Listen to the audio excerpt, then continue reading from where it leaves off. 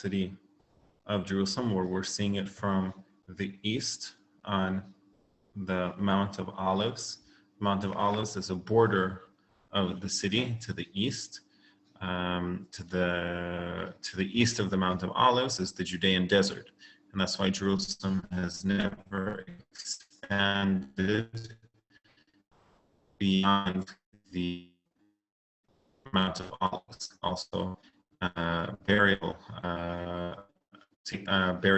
on the Mount of Olives. It's the oldest Jewish cemetery in the world. There's more than 3,000 graves on the Mount of Olives. And so a cultural reason as well why Jerusalem never expanded to the east of the Mount of Olives. We see the walls that are surrounding the old city. The Dome of the Rock is over here. Okay, and the Dome of the Rock stands in the place of the two Jewish temples that stood there. The first one built by Solomon, the son of King David. The second one built by King Herod, or refurbished by King Herod, which was destroyed in the year 70.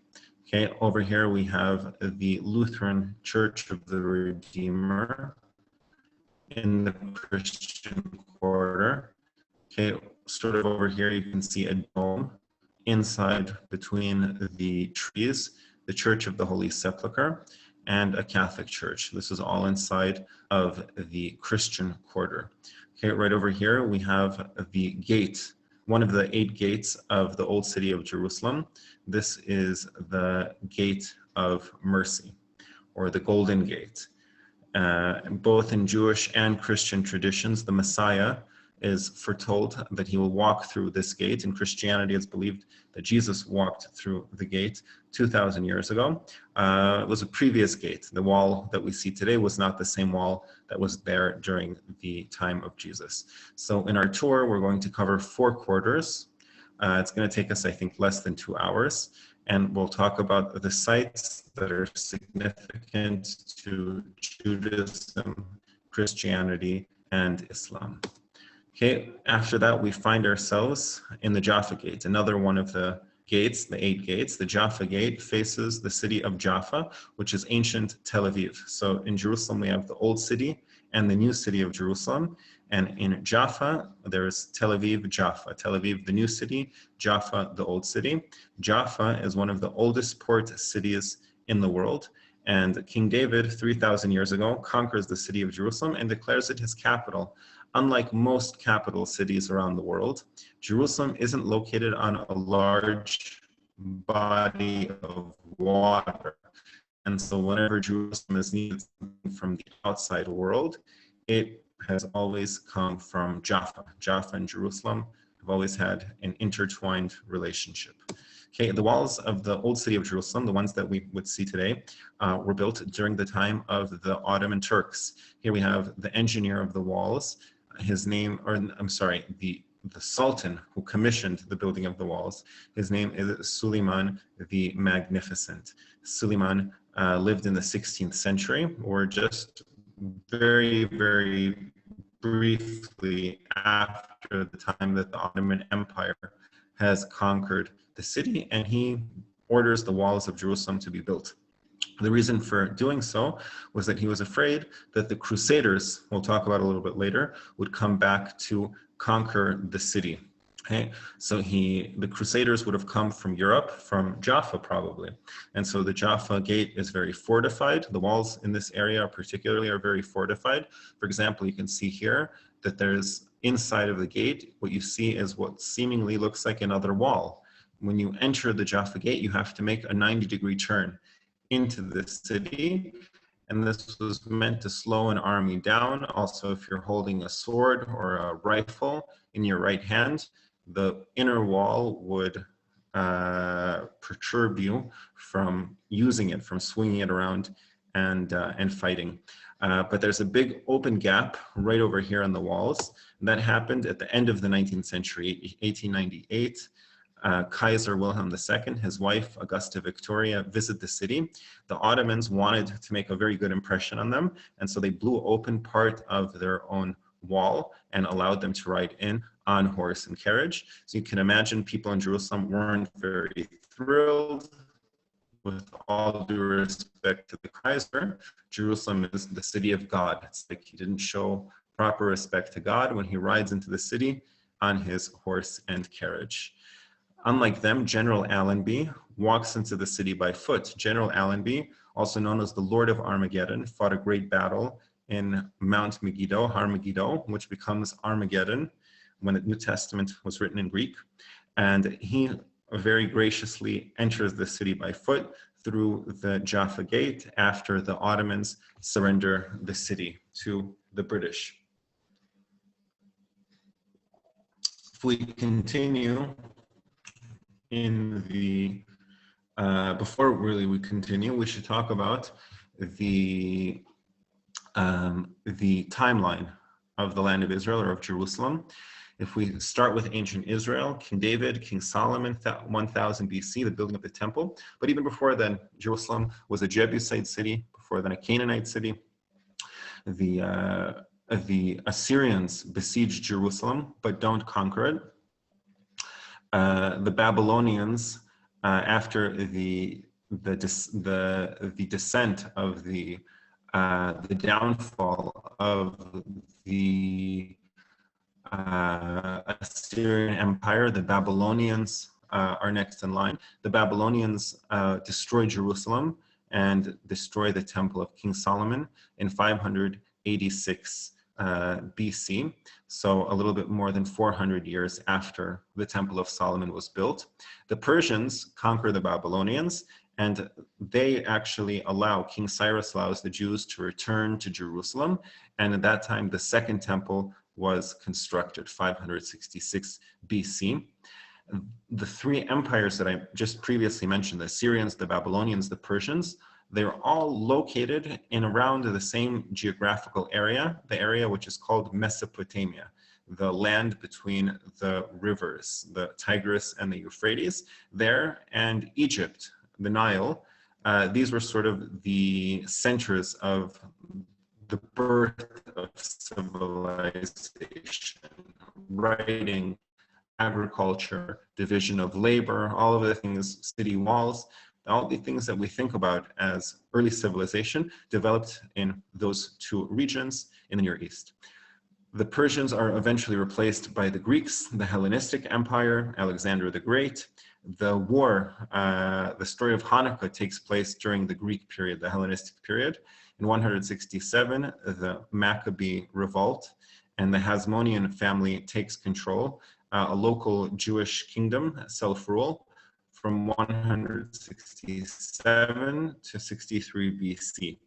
In 63 BC, the Romans arrive with General Pompey, and the Romans rule for quite a long time. If we even include the Byzantines during the Roman rule, then we're talking about almost 600 years of Roman control. The Byzantines are the Eastern Romans, the Romans after they become Christians. And so even though today we sort of divide them, look at them as two separate entities, the Byzantines are really a continuation of the Romans. Constantine, the Roman emperor, converts to Christianity. And so we have the Byzantine Empire. The Byzantines are eventually ousted by the Arabs. 638, the Caliph Omar conquers Jerusalem. This is only 6 years after the Prophet of Islam, Muhammad, died. The Crusaders conquer the city in 1099. The Crusaders have about almost a 300-year presence, or 200-year presence in the land of Israel. They're ousted by the Mamluks, Muslim warrior slaves that rise up and become masters. The Ottomans, also Muslims, defeat the Mamluks and take over Jerusalem. And in 1917, the British, so compared to everybody else, the British are here for just the blink of an eye from 1917 till 1948, 31 years. And in 1948, the state of Israel is established. Okay, let's continue. After we walk in through the Jaffa Gate, we would encounter a map of the old city, 4 quarters. Okay, the largest of the 4 quarters is the Muslim quarter, which is all this area right over here. The next largest is the Christian quarter, then the Jewish quarter, and the smallest, the Armenian quarter. Very, very small. 4 quarters in 1 square kilometer of walls. There's also, right after you walk through the Jaffa Gate, you would notice the graves of the engineers of the walls. They say that the Suleiman, the Magnificent, the emperor, the Sultan, cut off their heads and buried them at the entrance to the city. There's a few reasons that's given for that. Maybe that they were planning to sell the secrets of the walls, or that maybe he didn't want them to replicate the walls somewhere else, a Taj Mahal type of story, or that they cut him short, they ripped him off. They didn't make the wall as large as it was supposed to be, and they left the area of Mount Zion outside of the city walls. And so 2 hours is enough time to walk through all 4 quarters of the old city, 1 square kilometer.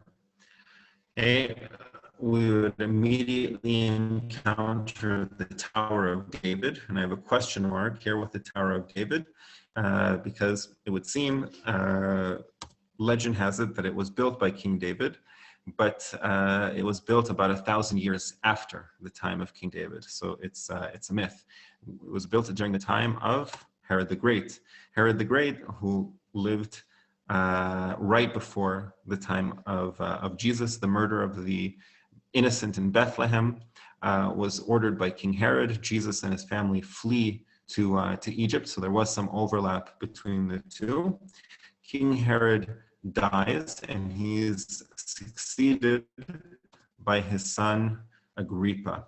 Agrippa also is in the Jesus story, when before Jesus's fate was sealed, Jesus was sent back and forth from Pontius Pilate to Agrippa.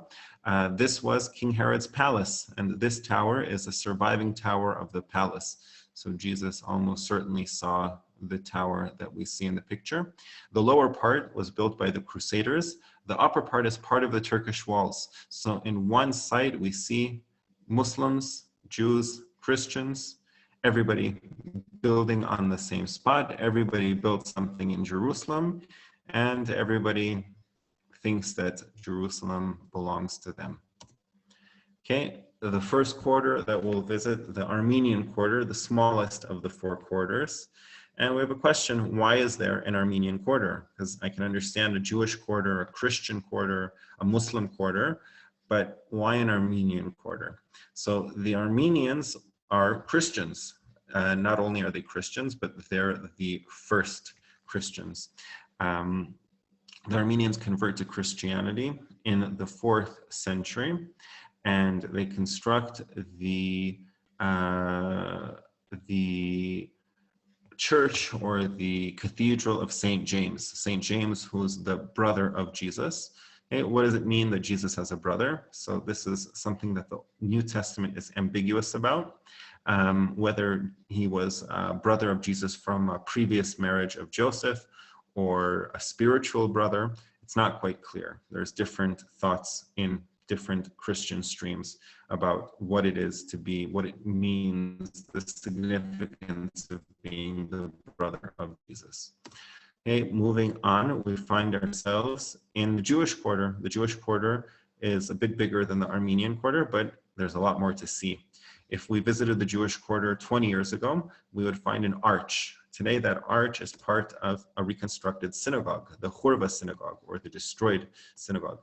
The synagogue was the first Ashkenazi, or European Jewish synagogue, that was built in Jerusalem in 1700 by a group of Jews who came to Jerusalem from Russia, Poland. Their very meager means. They took a loan from the Muslims to build a synagogue. And after 20 years went by, their economic situation didn't improve, and they weren't able to return the money. The debtors came and destroyed the synagogue. We see over to the left, Jews of the old Yeshuv. the original sort of style of inhabitants of Jews in Jerusalem, very pious, very religious. They would spend the day studying Torah, Jewish religious texts. And this was predating the first Aliyah, sort of what led to this first, second, third, fourth, fifth Aliyot, the waves of Jewish immigration, which paved the way to the state of Israel. So the Horva was destroyed, eventually rebuilt and destroyed by the Jordanians in the War of Independence, where Israel fought 5 Arab countries. We're used to thinking of Israel as the victor of the War of Independence, but the Jordanians were also one of the victors of the Israeli War of Independence. They conquered the West Bank and the eastern portion of Jerusalem, including the Old City. And they made sure to destroy the synagogues and the Jewish homes and shops and businesses. You can see it right to the left of the Horva is a historic mosque, which was never destroyed by Israeli forces in any of the confrontations, in any of the wars. And so Israel was out of the Old City from 1948, the War of Independence, till 1967. In fact, 2 weeks after the Declaration of Independence, the Jewish quarter fell to the Jordanians. And in 1967, 19 years later, the city of Jerusalem is reunited under Israeli rule up until the present day. What we can also see is a replica of the menorah of the temple. Over here, it's now standing somewhere else in the Jewish quarter, but it is meant to be a kosher or a fit replica of the menorah in the temple. And if the temple was built tomorrow, then it can be used in the services of the temple. Okay, if we move on, we're still in the Jewish quarter, and we see a Roman street in the middle of the Jewish quarter. Okay, the Roman street is called the Cardo Street, which is the north-south street. A Cardo will always be north and south. The Kamanos will be east and west. And so Jerusalem was destroyed also by the Romans. It was destroyed and rebuilt many times over its history, and that's why the present walls of the city aren't the original walls of the city either. So the Romans destroyed Jerusalem in the 2nd century AD in what's called the Bar Kokhba revolt. This was after the temple had been destroyed. About 60 years later, another Jewish attempt to establish independent rule, which was unsuccessful. Under the emperorship of Emperor Hadrian, the Romans destroyed Jerusalem and built a pagan Roman city called Aelia Capitolina with a Roman street. The Cardo in the Jewish quarter is actually an extension of the original Cardo from the time of the Byzantines in the 6th century. And this is where the life of the city was. You could see in a mural on the Cardo, life on the Cardo during the time of the Byzantines. This was a place that was very much bustling and hustling and bustling with trade and with commerce, and it was very much the life of the city, where the temples were as well, the places of religious significance. The temples during the time of the Romans, and churches during the time of the Byzantine Empire. Moving on, and we're still in the Jewish quarter, we see the Broad Wall. The Broad Wall was originally 8 meters in height, and what we're looking at here is a wall from about 2,600 years ago, built during one of the kings of Jerusalem, a descendant of David. His name was Hezekiah. Jerusalem was besieged by the Assyrians. So to the left of the wall, we would be outside of the city limits. So we're to the west of the city, and to the east, to the right of the city, is inside of the boundaries of First Temple Jerusalem. Okay, so the Assyrians make camp outside of the walls, and an angel of God strikes them down, saving the city. Okay, this is the emperor of Assyria, Sanherib, who sends his forces to Jerusalem. On the Jewish side, we have the prophet Isaiah, and King Hezekiah, who builds the walls to defend the city, and the city is indeed saved. Then if we fast forward 150 years later, King of Babylon, the emperor of Babylon, Nebuchadnezzar, sends his forces to Jerusalem, this time a very different outcome.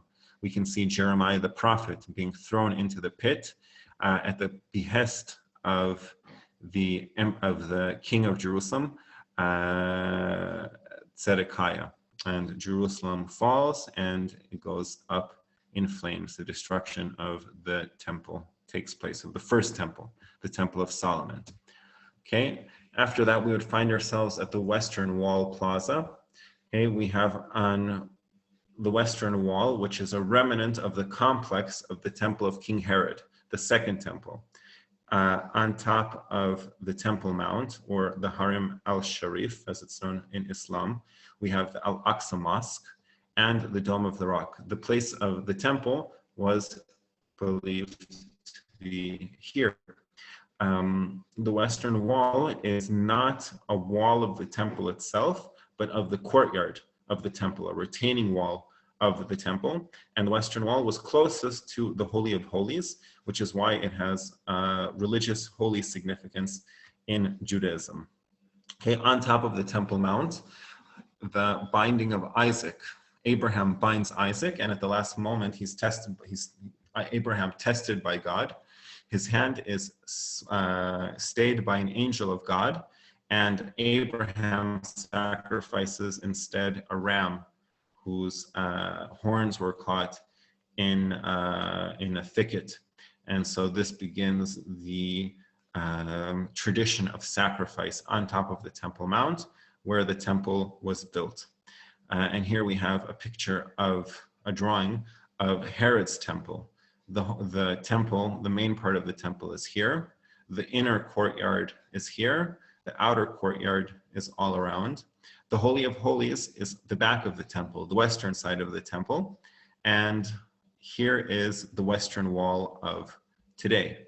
Okay, the Western Wall that we see when we go to the prayer plaza is only a small part of the Western Wall, the original Western Wall. Here, the Roman fortress of Antonia was also built on the Temple Mount. And when Jesus would have visited Jerusalem, this would also be the temple that he would see, the temple of King Herod, which was destroyed by the Romans. Okay, here we see the importance of Jerusalem in Islam. We have a picture of Muhammad ascending to heaven. There's a story in the Quran of the night journey where he is transported from the holy mosque to the farthest mosque. Okay, and so most of the Islamic world identifies the farthest mosque as being in Jerusalem, the Al-Aqsa Mosque, and Muhammad ascends to heaven and receives the gift of prayer from Allah, the commandment of prayer, the 5 daily prayers. And in fact, in Islam, the first direction of prayer before Mecca was actually Jerusalem. So in Islam, Jerusalem is the 3rd holy city. The Dome of the Rock was constructed during the 7th century AD, the end of the 7th century AD, as a commemoration of Muhammad's ascent to heaven. And the Al-Aqsa Mosque, again, the farthest mosque. So this, if you walk on the Temple Mount, there's certain hours that you can do it. And you can walk near these 2 buildings without actually going inside unless you are Muslim. After the Jewish quarter, we find ourselves in the Muslim quarter. And in the Muslim quarter is most of the Via Dolorosa, the path of the suffering. There's 14 stations of the cross. On a 2-hour tour, you don't have enough time to see all of them. After walking out of the Jewish quarter, you would see the 5th station, Simon of Cyrene, forced by the Romans to carry Jesus's cross. Jesus is condemned at the 1st station. He is forced to take up the cross at the 2nd station. He has his first fall at the 3rd station. And at the same place, he stands up and sees his mother Mary, the fourth station. So the third and the fourth station are actually in the same place. The fifth station is where we are now, Simon of Cyrene, forced to carry Jesus's cross. We would go up the stairs, we would find ourselves in the sixth station, the station of Veronica, who wipes Jesus's face with a veil, and in a miraculous way, his face is imprinted into the veil of Veronica. Then we make our way further up the stairs at the seventh station, the second time that Jesus falls down carrying the cross. Keep in mind that these stories of Jesus's falls and Veronica, most of these are not actually written in the New Testament, with exception. One of the exceptions is Simon of Cyrene, who we met just a few slides ago, 2 slides ago. That story is mentioned in the New Testament itself, but the falls are traditional stories and traditional stations. And we find ourselves now outside of the Church of the Holy Sepulchre. The Church of the Holy Sepulchre, in its present format, was built by the Crusaders in 1099.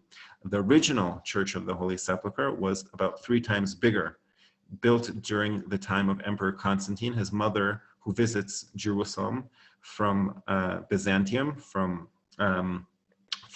Constantinople. It becomes Istanbul. She becomes Christian before Constantine.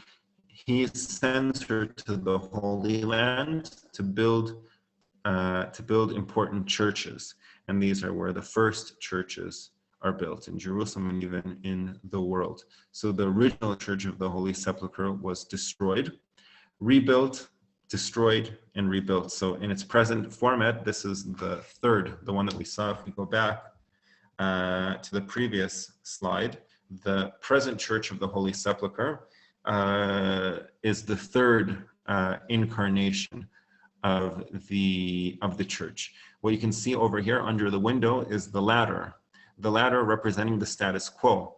Church is divided between 7 or 8 different Christian denominations: the Catholics, the Greek Orthodox, the Ethiopians, the Armenians, the Copts, the Syriacs, and all of them have a different location, different part inside of the Church of the Holy Sepulchre, and the ladder represents the status quo, the peace between them.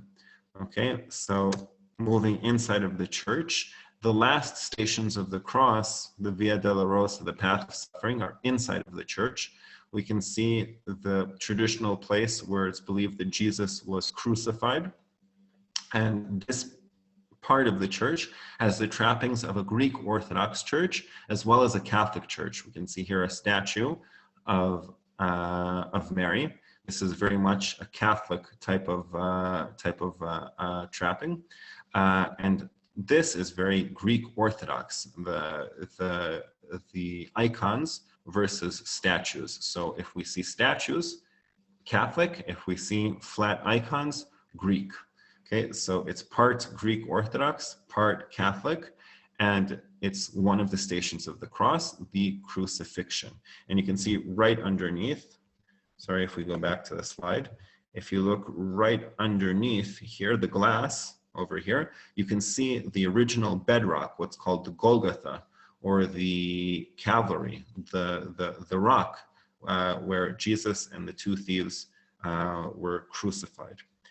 Okay, our next slide, the final slide, is of the tomb where Jesus was believed to be buried, and the tomb is inside of the Greek Orthodox part of the church. What we can see here is the fire ceremony that takes place on Greek Orthodox Easter, where the patriarch of the Greek Orthodox Church goes into the tomb with a candle, which is unlit, with no matches, no lighter. He comes out, and the candle is miraculously lit. And so this is one of the must-dos of Christian visitors to Jerusalem, is lighting candles from the blessed fire, from the heaven-given fire. So they can take it with them, a candle that they put it out before they leave the church, but they take with them a bundle of candles that were lit with the with the holy fire. Okay, so that takes us through Jerusalem. We did it in less than 2 hours without a coffee break and without walking from site to site. I hope that you enjoyed the virtual tour, and I hope to see you in person very soon in Jerusalem.